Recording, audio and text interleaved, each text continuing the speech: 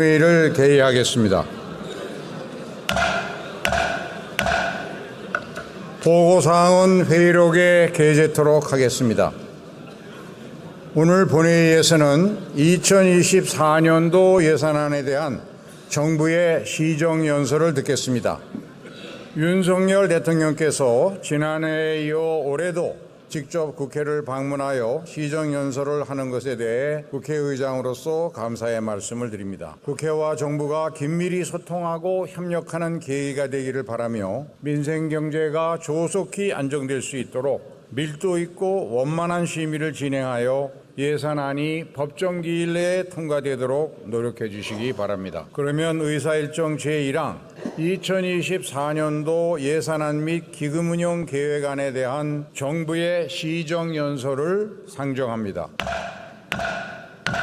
잠시 후 대통령께서 입장하여 연설을 하시겠습니다. 지금 대통령께서 입장하고 계십니다. 존경하는 국민 여러분, 민생과 국가 발전을 위해 애쓰시는 김진표 국회의장님, 김영주 정우택 부의장님, 또 함께해 주신 이재명 더불어민주당 대표님, 이정미 정의당 대표님, 김기현 국민의힘 대표님, 홍익표 민주당 원내대표님, 윤재옥 국민의힘 원내대표님, 그리고 여야 의원 여러분, 저는 오늘 정부의 국정 운영 방향과 이에 터잡은 내년도 정부 예산안을 국민과 국회에 설명드리고자 합니다. 최근 우리 경제를 둘러싼 대내외 여건은 여전히 녹록지 않습니다.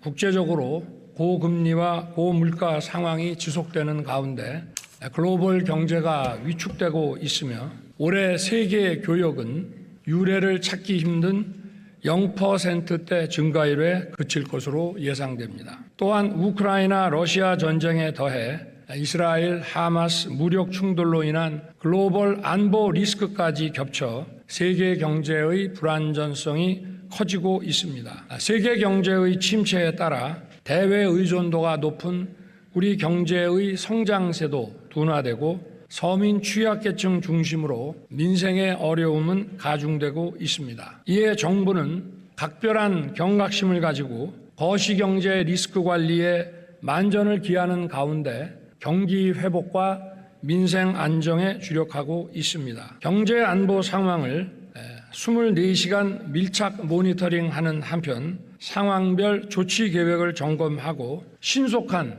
적기 대응 조치를 상시 준비하고 있습니다. 한국은행이 지난주 발표한 3, 4분기 GDP 성장률 지표를 보면 우리 경제는 작년 말과 금년 초의 전망대로 하반기로 갈수록 성장세가 증가되고 내년에는 잠재 성장률 이상으로 회복되어 주요국을 상회할 것으로는 예상됩니다. 주력 수출품인 반도체 수출이 회복세를 이어가는데 자동차, 조선, 2차전지, 방산 등 다양한 품목의 수출이 개선되면서 회복세를 견인하고 있습니다. 정부는 최근의 회복세가 더욱 힘을 받도록 수출 및 투자 확대 노력을 강화하고 내수 회복에도 주력하겠습니다. 그간 부진했던 경제 지표가 조금씩 나아지고는 있지만 민생의 어려움은 여전히 지속되고 있습니다. 유류세와 관세의 인하, 공공요금 관리 등으로 우리나라의 물가 상승률은 주요국을 비교해서 다소 낮은 수준이긴 합니다. 그러나 국민 여러분께서 체감하시는 물가는 여전히 높고 장기간 지속되어 온 고금리로 생계비 부담이 가중되고 있습니다. 정부는 물가와 민생 안정을 모든 정책의 최우선에 두고 총력 대응하겠습니다. 범정부 물가 안정 체계를 가동하여 장바구니 물가 관리에 주력하는 한편 취약계층의 주거, 교통, 통신 등 필수 생계비 부담을 경감하고 국민들이 체감할 수 있는 민생 안정 대책을 촘촘히 마련해 나아가겠습니다. 아울러 서민 금융 공급 확대를 통해 고금리 장기화에 따른 부담 완화 노력도 강화하겠습니다.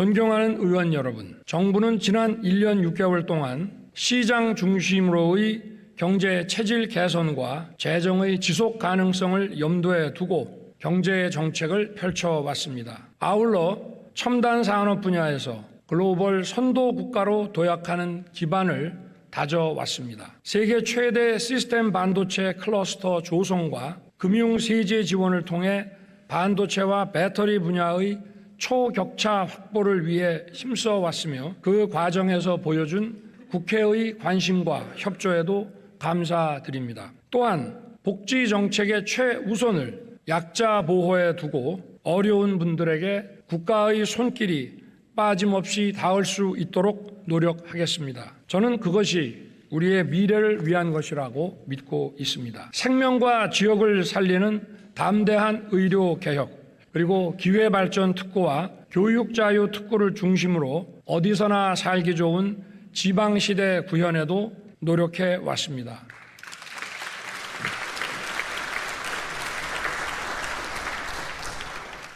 정부는 대한민국 미래와 미래 세대를 위한 3대 개혁에도 힘을 쏟아왔으며 특히 연금 개혁을 위한 준비를 착실하게 진행하였습니다. 우리나라 최고 전문가들과 80여 차례 회의를 통해 과학적 근거를 착실히 축적했으며 24번의 계층별 신중 인터뷰를 통해 국민 의견을 경청하고 여론조사도 꼼꼼하게 실시했습니다. 이렇게 해서 마련한 방대한 데이터는 국민연금 모수 개혁을 포함하여 연금제도 구조 개혁을 위해 요긴한 자료가 될 것입니다. 정부는 국회가 초당적 논의를 통해 연금 개혁 방안을 법률로 확정할 때까지 적극 참여하고 최선을 다해 지원하겠습니다.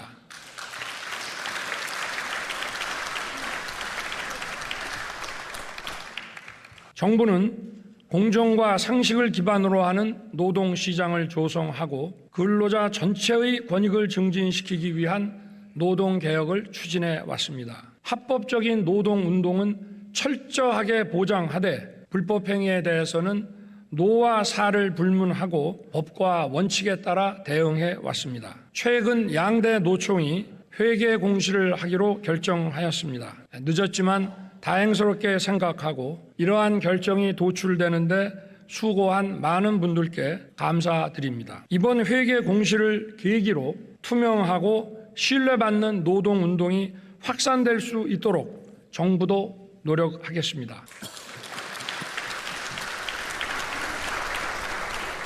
노사 모두 대한민국의 미래와 청년의 미래를 위한 노동개혁에 함께해 주실 것을 부탁드립니다. 정부는 교육의 다양성과 개방성을 존중하고 공정한 교육 시스템을 구축하는 교육개혁을 꾸준하게 추진해 왔습니다. 국제사회의 치열한 경쟁에 밀리지 않기 위해서는 다양성과 개방성에 기반한 인재 양성이 매우 중요합니다. 한편 수십 년간 공고하게 유지되어 온 사교육 카르텔을 근절하고 공정 입시를 실현하여 누구나 공평하게 꿈을 이룰 수 있는 교육 시스템으로 변화시켜가고 있습니다. 교권 확립을 위한 교권보호사법을 개정하여 학교 현장의 정상화를 위한 큰 걸음도 내디뎠습니다. 교권보호사법의 개정에 협조해 주신 국회에 다시 한번 감사드립니다.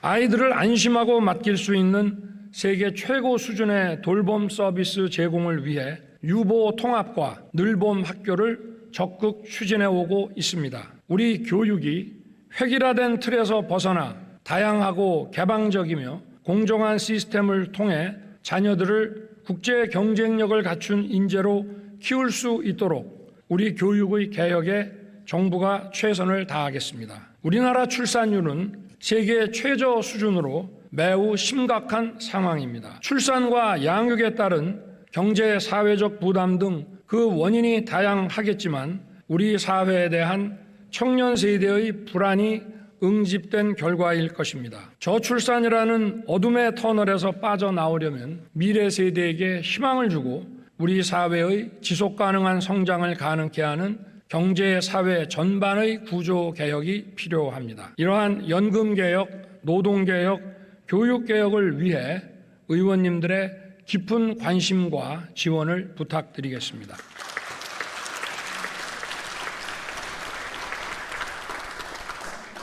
존경하는 국민 여러분, 그리고 의원 여러분, 튼튼한 안보는 경제의 초석입니다. 북한의 불법 도발에 강력히 대응하면서 핵미사일 위협에 대한 억지력을 강화하고 있습니다. 한미 핵협의 그룹을 가동하여 동맹의 확장 억제력 수준을 격상시켰습니다. 정부는 올해 한미동맹 70주년을 맞아 안보, 경제, 첨단기술, 정보, 문화를 망라한 글로벌 포괄 전략 동맹을 구축하였습니다. 세계적인 공급망 위기에서 긴밀히 작동하는 한미 경제 안보 협력 메커니즘은 우리의 위기 관리 능력을 더욱 튼튼하게 할 것입니다. 또한 반도체, AI, 우주와 같은 첨단 분야의 전략 동맹은 우리 기업과 국민들에게 더 많은 기회와 일자리를 제공할 것입니다. 한일 양국의 경제 협력과 비즈니스가 이제 활기를 띠기 시작했습니다. 일본은 반도체 소재의 수출 규제를 해제하였고 한일 간의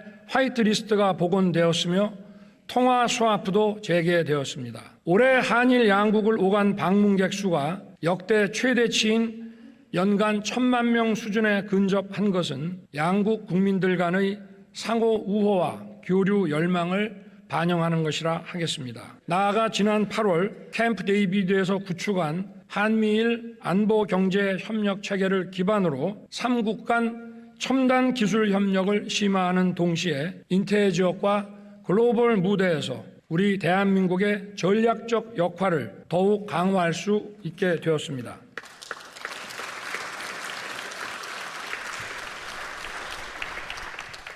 중국과는 지난해 11월과 올해 9월 각각 시진핑 국가주석과 리창 총리를 만나 자유무역과 다자주의에 대한 지지 입장을 서로 확인하였습니다. 올해 8월부터는 중국으로부터의 단체 관광이 재개되어 인적 교류가 활발해지고 있습니다. 정부는 중국과 호혜적 협력을 지속하면서 양국 기업과 국민들이 더 많은 교류의 기회와 혜택을 누릴 수 있게 할 것입니다. 저는 외교의 중심을 경제에 두고 우리 국민과 기업이 뛰는 곳이면 세계 어디든 달려가고자 합니다. 지난해에 이어 올해에도 유엔 총회, 나토, G20, 아세안에 참석하여 세계 각국의 정상들과 다자 및 양자 회담을 하였고 미국, 일본, 베트남, 폴란드, 사우디, UAE, 카타르 등을 방문하여 양자 정상회담을 하였습니다. 취임 이후 1년 반 동안 93개국과 142회의 정상회담을 하였습니다.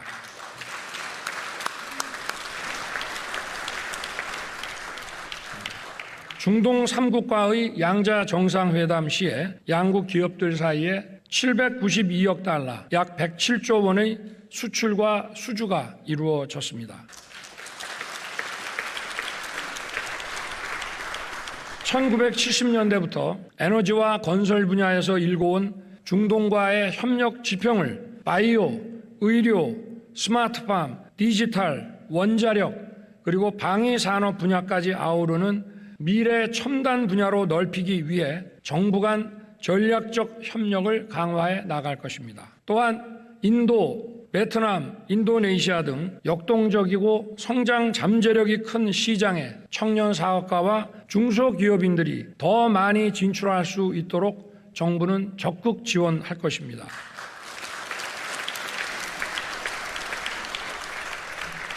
존경하는 의원 여러분, 우리 정부의 재정 운영 기조는 건전 재정입니다. 건전 재정은 단순히 지출을 줄이는 것만이 아니고 국민의 혈세를 낭비 없이 적재적소에 효율적으로 쓰는 것입니다. 건전 재정은 대내적으로는 물가 안정에, 대외적으로는 국가 신인도를 유지하는 데 매우 중요할 뿐 아니라 미래 세대에게 감당하기 어려운 빚을 넘겨주지 않기 위한 것입니다. 최근 국제통화기금은 우리나라의 건전 재정 기조를 옳은 방향이라고 호평하였고, 이에 따라 국제 신용평가사들도 대한민국의 국가 신용 등급 유지에 가장 중요한 요인으로 재정 건전화 노력을 꼽았습니다.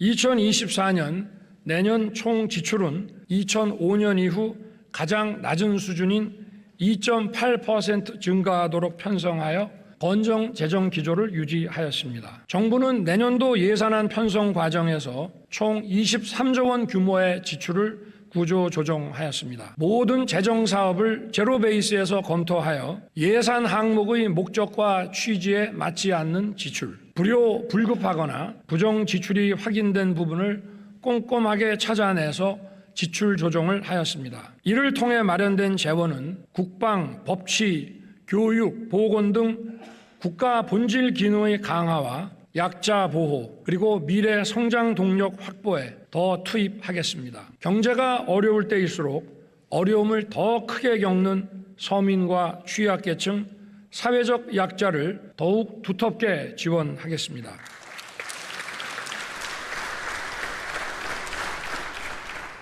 국민의 최저 생활을 보장하는 생계급여 지급액을 4인 가구 기준으로 162만 원에서 183만 4천 원으로 21만 3천 원 인상하였습니다.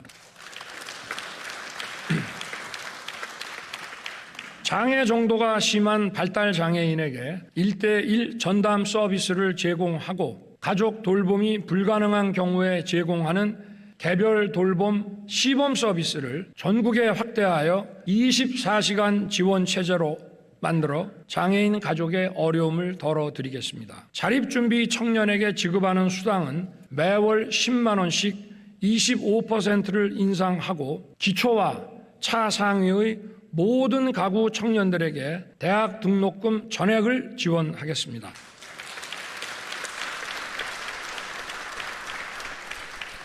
총 12만 명의 소상공인들에게 저리 융자를 제공함과 아울러 이분들에게 고효율 냉난방기 구입 비용을 보조하여 연간 최대 500만 원까지 냉난방기 구입 비용을 지원하겠습니다.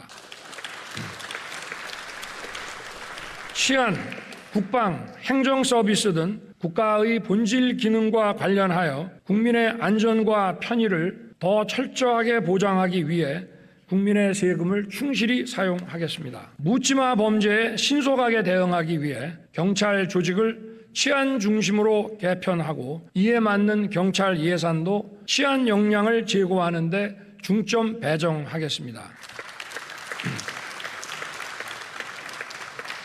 홍수 피해로부터 국민의 안전을 지키기 위해 하천 준설과 정비를 다시 본격 추진하고 전국 하천에 홍수 조기 경보망을 확대하겠습니다. 군 초급 간부의 단기 복무 장려금을 인상하고 전방의 농물 관사 제로화를 신속히 추진하여 국가 안보와 국민의 안전을 위해 헌신하는 군 장병들의 후생을 향상시키겠습니다.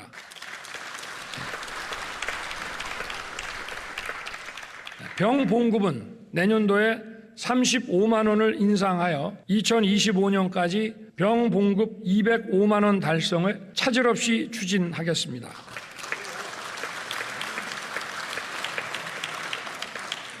우리 국민과 기업의 글로벌 시장 개척과 활동을 전략적으로 뒷받침하고 글로벌 중추 국가로서 국제사회에 대한 책임 있는 기여를 할 수 있도록 개발 원조 ODA 예산 규모를 6조 5천억 원 수준으로 확대하겠습니다. 양질의 일자리 창출과 성장 동력 확보에 예산 배정에 중점을 두도록 하겠습니다. 원전, 방산, 플랜트 분야의 해외 수주 지원을 위해 수출금융기관에 자본금을 보강하여 수출금융 공급을 확대하겠습니다. AI, 바이오, 사이버 보안, 디지털 플랫폼 정부 구축에 4조 4천억 원을 투자하고 공급망 불안정에 대비하기 위해 핵심 광물의 공공 비축도 늘리겠습니다. 출산 양육에 대한 부담을 줄이기 위해 부모 급여를 인상하고 출산 가구에 공공 분양 주택과 임대 주택을 우선 배정하겠습니다.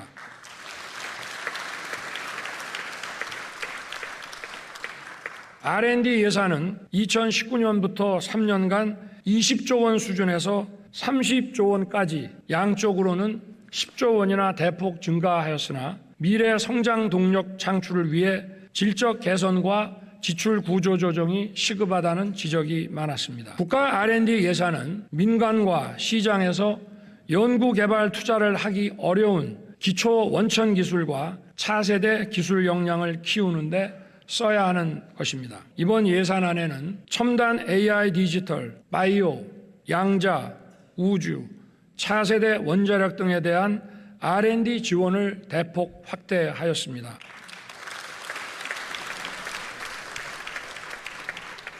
원천 기술 및 차세대 기술 경쟁을 선도하는 데 필요한 우리 인재들의 글로벌 공동 연구에도 지원하고자 합니다. 원천 기술, 차세대 기술, 최첨단 선도 분야에 대한 국가 재정 R&D는 앞으로도 계속 발굴 확대하여 미래 성장 동력을 이끌겠습니다.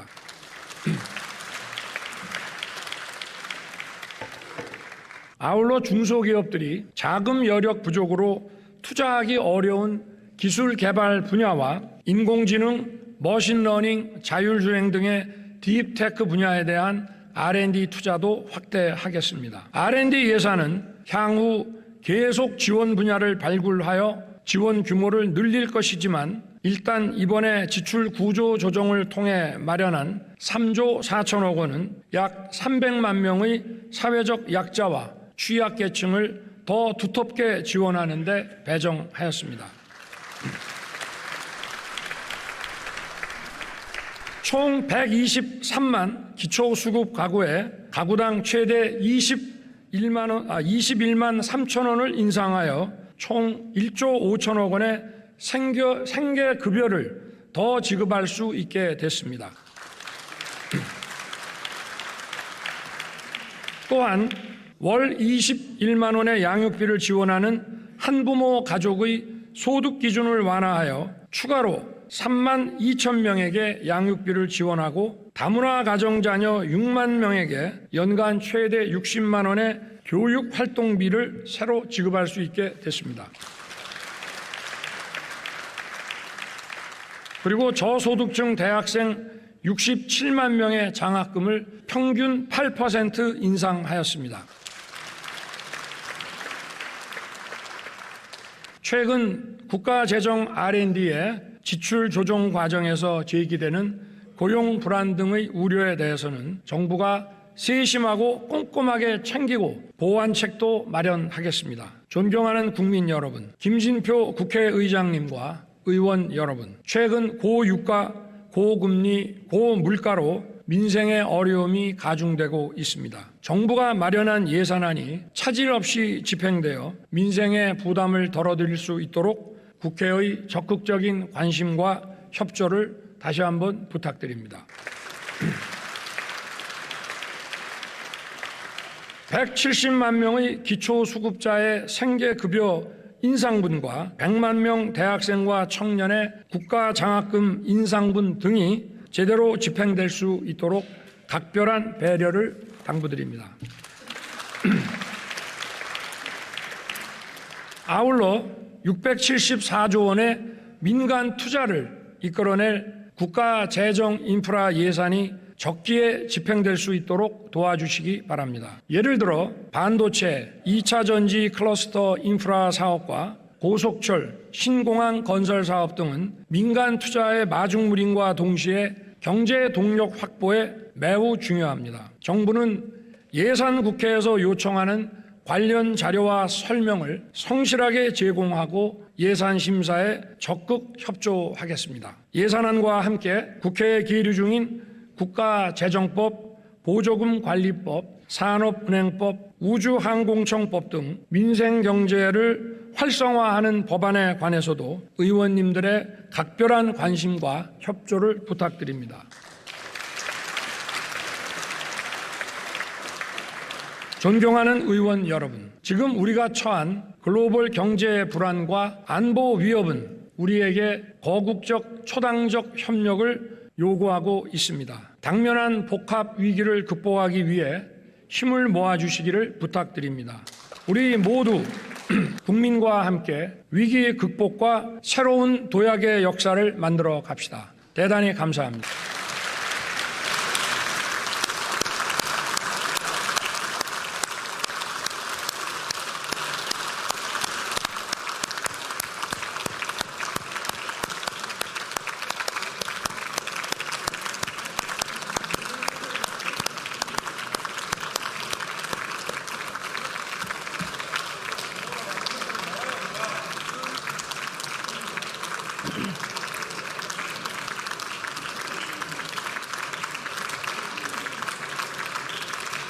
왜 또 이리 오셔?